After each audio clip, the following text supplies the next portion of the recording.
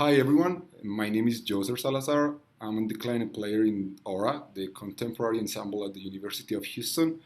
I'm here today with Felipe Tovar-Henao. He's the composer of Carnaval del Diablo, a piece for solo clarinet and electronics that we have just seen.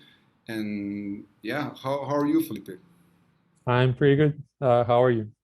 I'm pretty good. So Felipe, he's right now based in Medellin. He's been at the Universidad de AFIT for the last year, and I think he has some other different projects for the next year. But I wanted to start out, Felipe, by asking you, what's the main inspiration for the piece? I know there is a festival in Colombia you based your piece on. Yeah, so the piece is titled Carnaval del Diablo, Matachinesque Ritual for Clarinet and Fixed Electronics. And Carnaval del Diablo refers to the previous name that a carnival here in a small town called Rio Sucio. Um, that carnival takes place every 2 years. It lasts for 6 days. And in this carnival, it's characteristic in part because the devil is sort of the main figure in this carnival, but it's not the devil as a religious figure, but simply just as a representation of something more hedonistic and funny and burlesque. Not burlesque, but just uh, uh, how do you say it in English? Just sort of like a prankster. And so this this carnival has always appealed to me. When I was younger, when I was in school, I remember um, coming in touch with this carnival, and we were sort of making masks because it's common during the carnival to use devil masks, and so that was always lingering in my mind. And when I started my master's at Indiana University, um, I was going to write my first electroacoustic piece, and I just wanted to do something with this memory. And so I started working on this piece. And so, for instance, one of the things that I used from this carnival to write this piece was the structure. So I spent some time reading about what the carnival structure was, and so I tried to sort of like map different sections onto the different activities that took place during the carnival. And one of the most obvious materials from the carnival is the recording from the anthem, from the carnival's anthem. So I took that recording and I started to play in different ways with it to splice it and rearrange it during the piece. So that's when you hear these like brassy sections where the clarinet is not doing anything, but just the electronic become sort of like the take the lead in during the piece. Right. So those are the sections called verbenas, right? Yeah, correct. Which is the name that some of the activities during the carnival are called. So, funny fact here, when I was working on the piece, I thought that the anthem at the beginning was the anthem of the town. But then when I was doing the video, I realized that anthem actually belonged to the Carnaval itself. So me being Yeah, from Colombia it's the also, official. it's kind of a strange thing. Like that doesn't happen very often. The other carnivals in Colombia, they don't have anthems. I think so.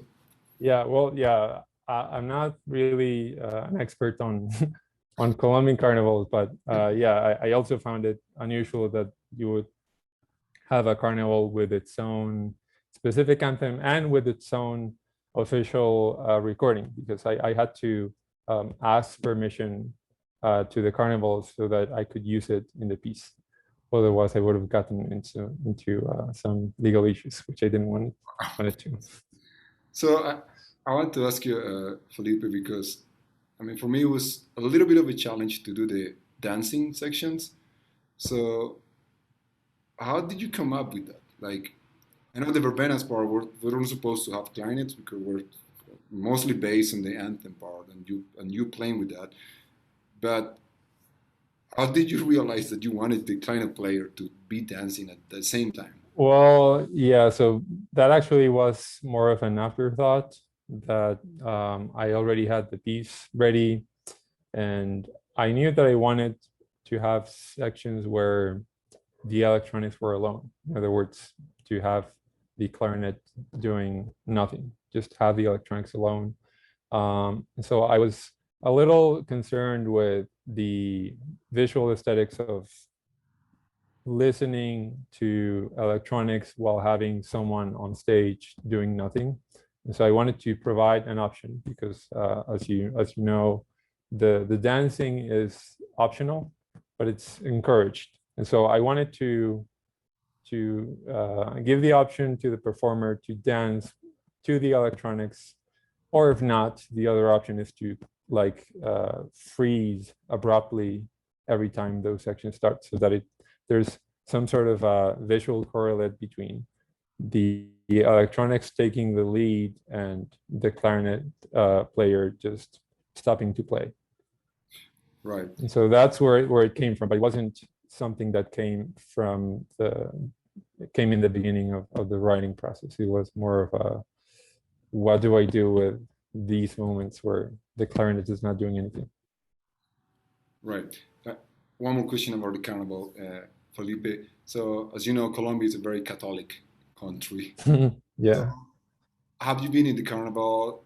Do you think, how does the people take the Carnival, or how did they used to take it in the beginnings, maybe when there was a Devil's Carnival in a very well, yeah, so that's why I said that the previous name of the carnival used to be Carnaval del Diablo, because they a few years back they changed it to Carnaval of Rio Sucio, because they didn't want the carnival to be perceived as something that was anti-Catholic or anti-Christian. But they are very clear and transparent in that the devil is not the devil in the religious sense. It's simply just something of a playful creature that is very contagious in its energy, and it's something very hedonistic, as I said. It's just about dancing and about having fun more than sort of having malign intents or anything similar. Felipe, tell us a little bit about what are you working on right now? What are your plans for the future? Or tell us a little bit also about where have you been in the States? Yeah, so I did my master's and my doctorate at IU in Bloomington, Indiana University. I was there for from 2015 up to last year when I finished, and then I came back in September.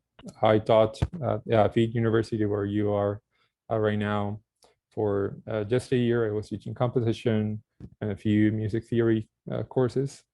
And this upcoming September, this next year, I'll be at the University of Chicago serving as the postdoctoral researcher for the next year. And so I'll be writing pieces for the Grossman Ensemble, which is the resident ensemble there. I will also be writing a string quartet for the Diotima quartet, and probably some other pieces for visiting and guest artists. But that's sort of those are my plans for the near future. I'm really excited to be going back to the US. Oh, Felipe, that's awesome. And I want to thank you in the name of Aura, the ensemble, because I mean, we really have a lot of fun working in your piece and making the video. And I really hope you like it. Thank you very much, Felipe. Yeah, I'm sure I will. Yeah, thank you so much for taking the challenge. I know it's a tough piece to play, and especially without a click track. It is. But I think something from that process sort of adds to the quality of the performance, I think. Yeah, it's challenging, but I think the outcome when you spend the time practicing the piece is very rewarding. So thanks again, Felipe. No, thank you. And thanks for having me.